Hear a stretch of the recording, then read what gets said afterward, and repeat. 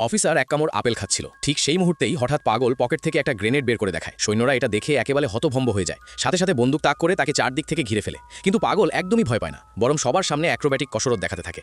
আরও অবাক করার বিষয় হলো, সৈন্যদের চোখ ফাঁকি দিয়ে সে হঠাৎ গ্রেনেডটা ছুঁড়ে ফেলে আর নিজে দৌড়ে কাঠের ঘরের ভেতরে ঢুকে পড়ে। এই দুঃসাহসী কাজ দেখে অফিসার পর্যন্ত রাগে হেসে ওঠে। সে সাথে সাথে সৈন্যদের আদেশ দেয় ভেতরে ঢুকে তাকে ধরে আনো। কিন্তু ঠিক তখনই পাগল একটা কাঠের ব্যারেল গড়িয়ে দৌড়ে বাইরে বেরিয়ে আসে। এই দৃশ্য দেখে সৈন্যরা হেসে কুটি কুটি হয়ে যায়।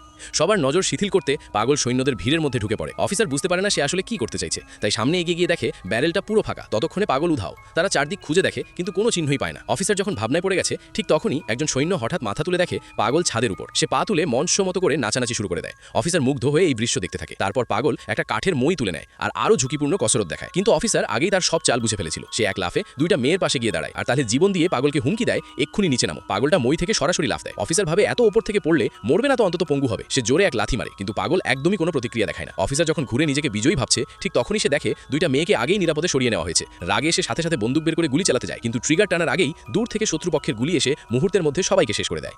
এইভাবেই সবাই একসাথে উত্তর পশ্চিমের ড্যানচিংয়ের পথে চিরযাত্রায় পা বাড়ায়।